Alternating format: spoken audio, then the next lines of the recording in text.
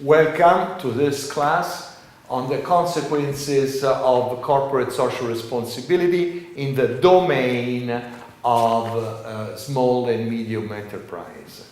Small is not beautiful, as the Schumacher book of the 70s used to say. To our concern for social responsibility, small is not beautiful, but it is useful.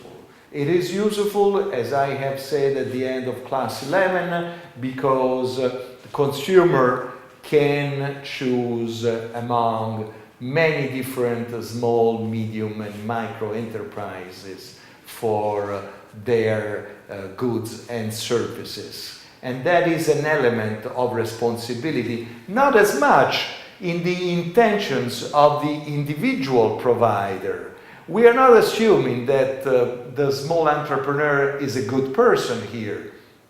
We are assuming, though, that the consumer can very well defend themselves from the unperforming small entrepreneur. As there are many small entrepreneurs, the consumers can go to instead of the one that is underperforming. How can CSR in small and medium enterprises be done? Let's read this. Awareness of the company's CSR status is an internal operation. There is no need for a special report on CSR. No added cost has to be there. Specific issues to be documented are the obvious facts of corporate life. Oftentimes we hear it said that we do not have the size to do CSR. CSR is only for the big guys. This kind of CSR, the CSR that is only for the big guys, is the CSR as an add-on we have been criticizing in our previous classes. When CSR is in the core business, as we are assuming and we are wishing in this course, CSR has got to be everywhere, also in small, medium, and in micro enterprise. It need not be an explicit report, but it is enough that it is in the awareness of the company's internal operations, which are always going to be there. We may not be aware of it, but there is always a social responsibility of economic activity. So there is no need for a special report. It's important, being a small enterprise, they may not have the resources to write something special about it. We may want to document something for our benefit, and this is something. Being open about the obvious facts. We can write in our financial statements just a one-page statement about these accounting items of our financial statements which are compulsory by law. Let's see what they are in detail. Credit quality, we can report about the quality of our receivables. The saleability of warehouse or of the work in progress, we can be honest and overt about how much we have in our balance sheet that's really saleable. Third element, capital versus current expenditures. We put in as capital expenditures sometimes to sharpen up financial statements. Expenditures are put into capital expenditures rather than current expenditures. Payments to suppliers, how many days we take to pay our suppliers. Payments to employees, are we paying everybody? Are we delaying paying everybody?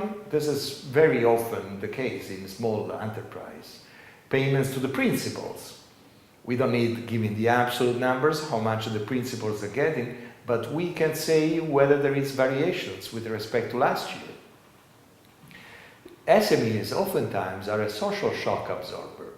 In times of crisis, small entrepreneurs may not want to fire people. This is an important element of positive responsibility in small enterprise that takes time, that takes place all the time. We also have to tackle the issue of fiscal compliance, which is very much talked about in the case of small and medium enterprise, and also the employee contracts, people paying people in the black and so forth. So these are key elements we want to work with in the case of small and medium enterprise. It's interesting, a survey of small business people, what they think about ethics and responsibility. Customer relations, what do they think of this assertion?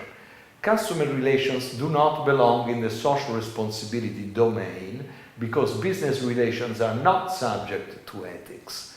Most people disagree with this. So I like that, and I wanted to give that result to you. Like in social cohesion and institutional leadership in our society, it is the task of business to build social awareness. Many people agree with this.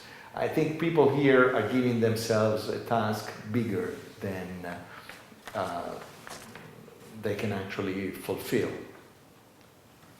Responsibility is not the same for all companies. Rather, responsibility increases with the critical nature of business. Environmental impact ranks at the top. This is the case. It is interesting here that the majority of people agree with this ranking of responsibilities. What I like is that there is a large number of them that disagree.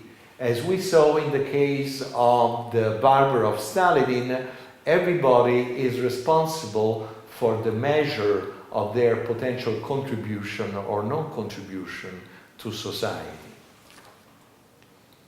So, what is the homework now? Update your critique of CSR and annual reports with accounting examples. So, we have seen what kind of elements examples of elements in the accounting that may be critical and we may want to expect disclosure about. So now you go back to the reports you read and see if those elements are there. Maybe you don't like them to be there, but elaborate on that. Go back to accounting, read chapter 10 of values, which is going to be helpful for the coming class on ethical investment, ethical ratings, and ethical certification. Thank you very much. What did we get in this class? Class summary. We saw examples of CSR in the details of financial statements. We got very nitty-gritty about accounting. Reality is in the details, the value of implementation. Very simple example of integrated reporting. So we see that integrated reporting is also possible at the smallest level of the tax returns of a micro or a small company. Thank you very much.